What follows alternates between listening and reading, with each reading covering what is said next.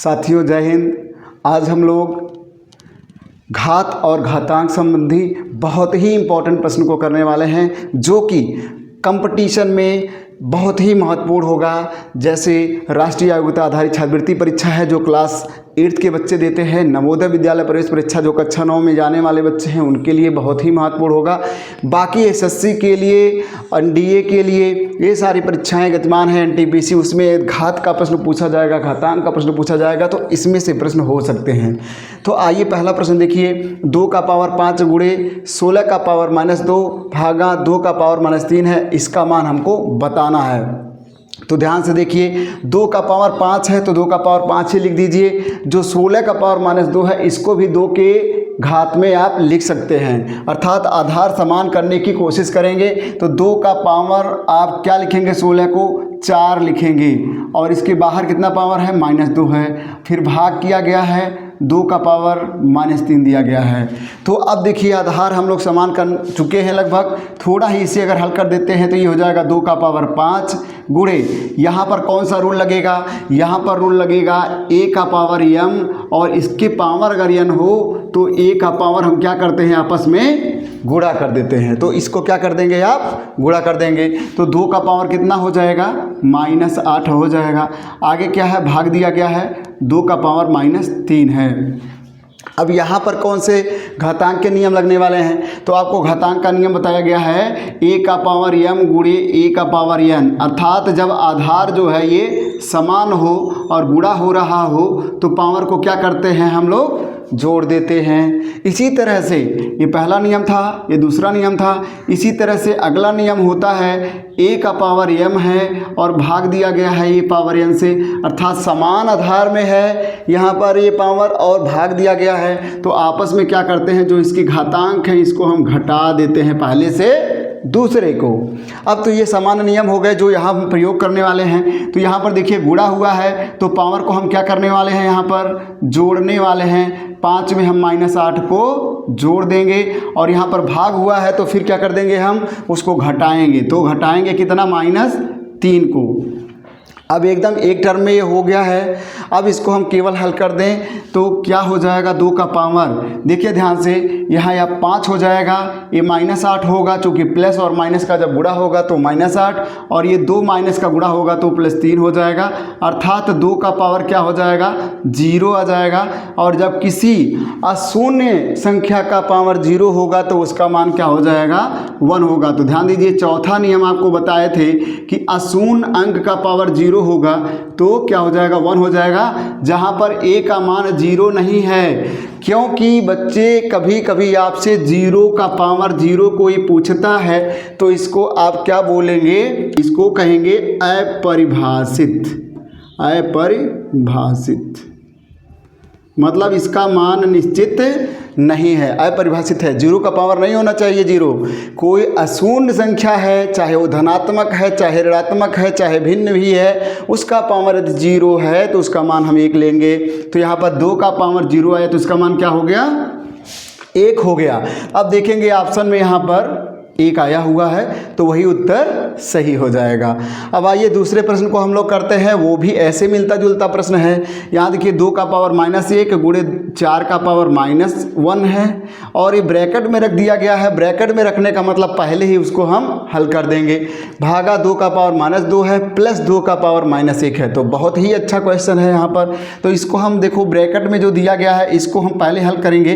तो 2 का पावर -1 का मतलब है इसका व्युत्क्रम लिख देंगे, प्लस हम दूसरा प्रश्न कर रहे हैं यहाँ पर, सॉरी प्लस नहीं है, यहाँ पर मल्टीप्लाई है, यहाँ 1/4 हो गया। तो ये ब्रैकेट वाला हो गया और यहाँ दिया गया है भागा, और देखिए 2 का पावर यहाँ कितना दिया गया है, -2 दिया गया है। तो 2 का पावर यहाँ पे -2 है तो -2 कर दीजिए और प्लस यहाँ 1/2 है।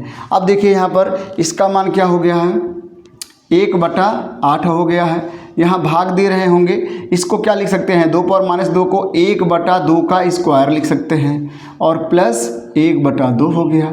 अब आगे देखिए 1/8 हो गया, भाग दिया गया 1/4 से और प्लस 1/2 हो गया है।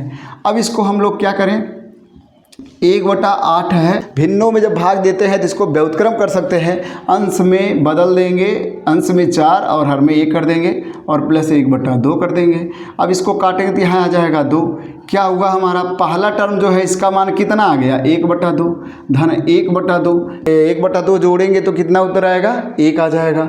तो पहला ऑप्शन क्या होगा सही हो जाएगा।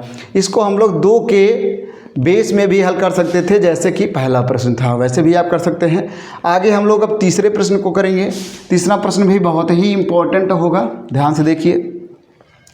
-7 का पावर 3 है, फिर 1/-7 का पावर -9 है, भाग दिया गया है 49 का पावर 6 है। तो यहाँ पर देखेंगे पूरा का पूरा टर्म चाहे तो 7 के आधार में कर सकते हैं, 7 के घात में कर सकते हैं। तो 7 के घात में कर देते हैं, -7 है तो -7 यहाँ पे देखिए क्या होगा।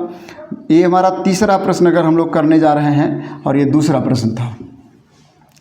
तो -7 का पावर कितना है 3 है, गुणे यहाँ ध्यान से देखिएगा -1/7 का पावर क्या है -9 है।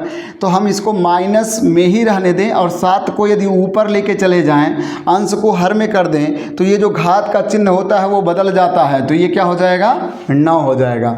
जब अंश को हर में ऐसे बदलते हैं तो उस केस में क्या होता है घात का चिन्ह बदल जाता है। आगे क्या किया गया है भाग किया गया है। 49 को 7 के घात में लिखिए तो 7 के पावर में क्या हो जाएगा ये 2 हो जाएगा और उसके ऊपर से पावर क्या है 6 हो जाएगा।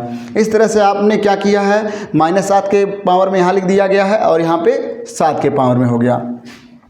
अब यहाँ पर पावर को आप जोड़ेंगे, फिर वही नियम लगेगा कि समान आधार वाली घातों का अगर गुणा किया जाए तो घात जुड़ जाएंगे। तो -7 का पावर कितना हो जाएगा 3 + 9 12 हो जाएगा और भागों देखिए भाग में दिया गया है 7 का पावर यहाँ पे 12 हो जाएगा। अब यहाँ पे हमको क्या मिला -7 का पावर जो है 12 हो गया, -7 का पावर क्या हो गया 12 हो गया और भाग दे रहे हैं 7 का पावर क्या हो गया 12 हो गया।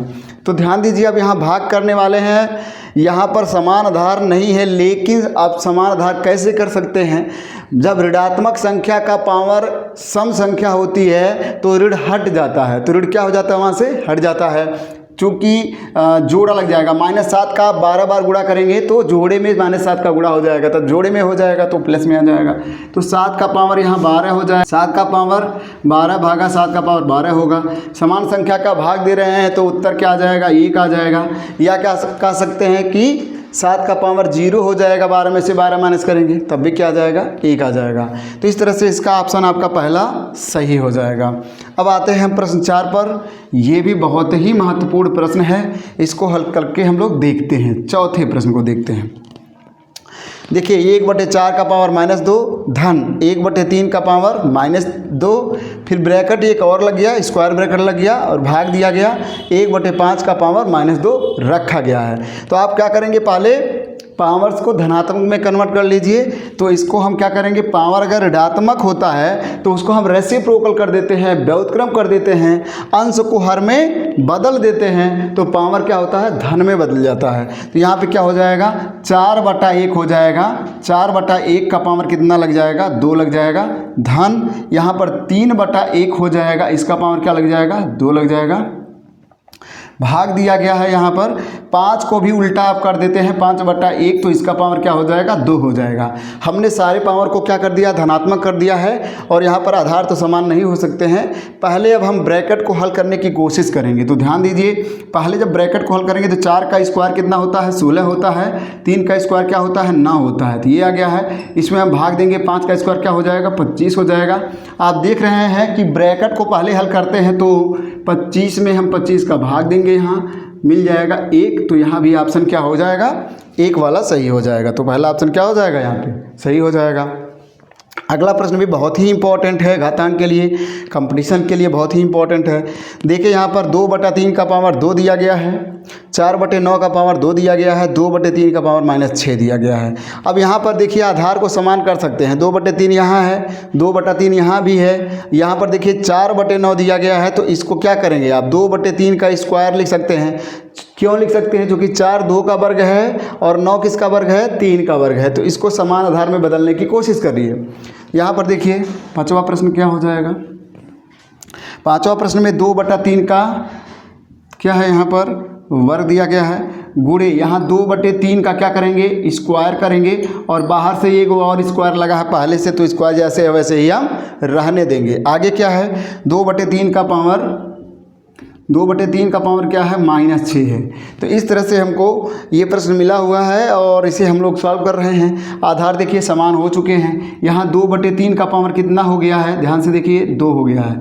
यहाँ 2/3 का कितना पावर हो जाएगा, जब ब्रैकेट के ऊपर ब्रैकेट यानी कोष्टक में पावर है फिर से पावर है, तो ये वाला नियम लग जाएगा पहला। इसमें दोनों पावर को आपस में क्या कर देंगे, हम गुणा कर देंगे। यहाँ हो जाएगा 4 पावर, और यहाँ 2/3 पहले से ही है, क्या है, -6 है। अब आप देखिए सारे के सारे आधार क्या हैं, समान है। समान आधार में जब गुणा होता है तो पावर को क्या कर देते हैं, घातांक को जोड़ते हैं। यहाँ पर हम क्या करेंगे, घातांकों को जोड़ेंगे, तो क्या हो जाएगा, 2/3 के सारे घातांकों को जोड़िए, 2 4 6 हो जाएगा, और इसमें से घटाना है आपको 6, तो क्या हो जाएगा, 2/3 का पावर क्या आएगा, 0 आ जाएगा। और जब किसी अशून्य संख्या का पावर 0 होता है तो उसका मान 1 आता है, आपको बता दिया है पहले ही, तो इसका मान भी क्या आएगा, 1 आएगा। ऑप्शन देखिए यहाँ पर सी है, 1 सही हो गया। तो ये आज का वीडियो रहा। आपको ये आज का वीडियो कैसा लगा, अच्छा लगा तो क्या करेंगे, लाइक करेंगे, और शेयर कर देंगे तो क्या होगा, बहुत ही अच्छा हो जाएगा। धन्यवाद।